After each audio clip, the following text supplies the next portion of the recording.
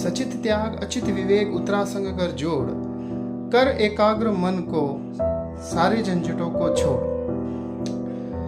नमस्कार, जय जिनेन्द्र। जब हम गुरु भगवंतों के दर्शन करने के लिए, वंदन करने के लिए जाते हैं, तब हम बहुत सौभाग्यशाली होते हैं, बहुत पुण्य उदय आते हैं, तब हमको गुरु भगवंतों के दर्शन वंदन करने का सौभाग्य मिलता है। अब जब हम गुरु भगवंतों के वंदन करने के लिए जाते हैं तो क्या वैसा ही आचरण करें जैसा कि हम हमारे दोस्तों रिश्तेदारों के साथ मिलते हुए आचरण करते हैं? नहीं, बिल्कुल नहीं। वैसा आचरण गुरु भगवंतों के दर्शन वंदन करने के लिए जाते हैं तब नहीं कलपता है। कुछ ऐसी खास बातें होती हैं जिनका हमें ध्यान रखना बहुत जरूरी होता है जब हम इनके गुरु भगवंतों के दर्शन वंदन करने के लिए जाते हैं। इन्हें हमारे जैन ज्ञान ध्यान में 5 अभिगम कहते हैं। 5 अभिगम वही जो मैंने अभी बताया, सचित त्याग अचित विवेक उत्तरासंग कर जोड़, कर एकाग्र मन को सारे झंझटों को छोड़। सचित त्याग में कोई भी हमारे पास, जब सचित हमारे पास हमारी बॉडी से टच होता हुआ कोई भी सचित पदार्थ हमें नहीं रखना चाहिए, क्योंकि गुरु भगवंतों ने 6 काय के जीवों को अभेदान जीवन भर के लिए दिया है।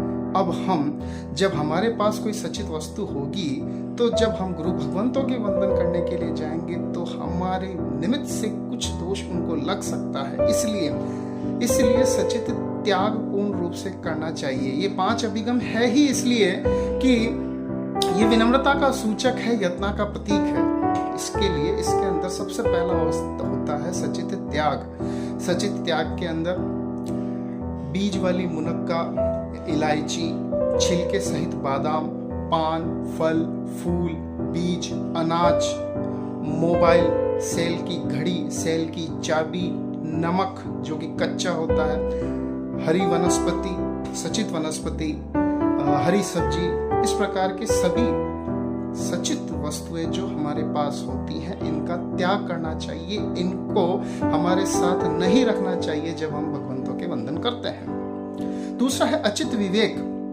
अचित विवेक में कोई ऐसी चीज होती है जो अभिमान सूचक होती है, कुछ ऐसी चीजें होती हैं जो विकृति का प्रतीक होती हैं। जैसे छत्र, जो कि पुराने राजा महाराजा लगाते थे, साथ लेकर चलते थे। जब भी राजा महाराजा जाते थे तो उनके साथ साथ चलता था वो छत्र। चामर, जो पुराने राजा महाराजाओं के पीछे की तरफ साइड में दाएं बाएं दास दासी चामर डोलते थे, वो इस टाइप के अभिमान सूचक वस्तुएं नहीं ले जानी चाहिए। आज के जमाने की बात करें तो फैशनेबल गॉगल्स, हैट, कैप और इस टाइप की कुछ भी फैशनेबल चीज, इसके अलावा जूते हमको गुरु भगवंतों के आसपास नहीं रख के बहुत दूर छोड़ने चाहिए।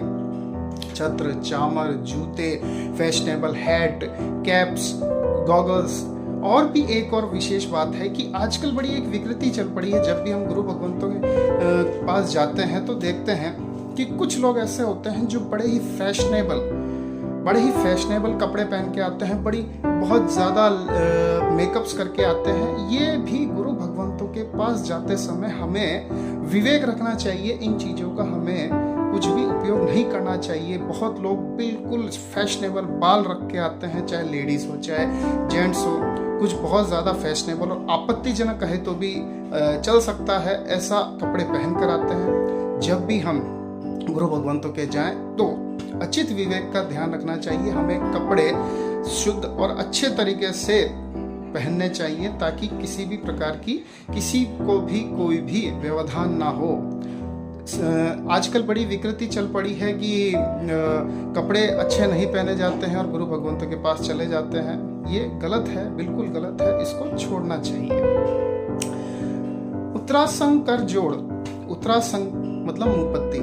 मैंने कहा ना, 6 गाय के जीवों को अभेदान जिन गुरु भगवंतों ने दिया है, जब हम उनके पास जाते हैं तो हमें मुंहपत्ती या उत्तरासंग, मुंह पर कुछ कपड़ा जरूर लगाना चाहिए ताकि हमें वायु काय के जीवों की यातना हो सके, उनकी विराधना ना हो। यत्ना पूर्वक हमें अपने मुंह पर कपड़ा लगाना चाहिए, इसे उत्तरासंग कहते हैं। और कर जोड़ का मतलब होता है ये कर, हाथों को बोलते हैं कर और जोड़ने को बोलते हैं हाथ जोड़ना। गुरु भगवंतों के पास जब हम जाएं वंदन करने, तो हाथों को जोड़कर, ललाट पर लगाकर, घुटनों पर आकर उनको वंदन करना चाहिए। और है एकाग्र चित्त मन में जब हम गुरु भगवंतों के पास बैठे हैं, उनके चर्चा कर रहे हैं, उनका प्रवचन सुन रहे हैं, तो अपने चित्त को दुनियादारी की सभी